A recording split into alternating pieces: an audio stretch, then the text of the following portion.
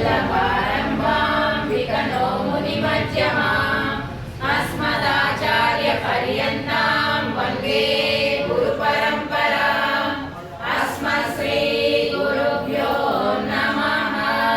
ఓం శ్రీహరి గద్దలగుంటపాలెం రాజాపానకాలపురంలో వేయించేసినటువంటి శ్రీ ప్రసన్నాంజనేయ స్వామివారి దేవస్థానంలో లక్ష్మీ గోదా సమేత శ్రీ కళ్యాణ వెంకటేశ్వర స్వామి వారికి ధనుర్మాస కార్యక్రమాలు ఈ నెల 16వ తారీఖు నుంచి జనవరి 14 వరకు జరుగుతున్నాయి.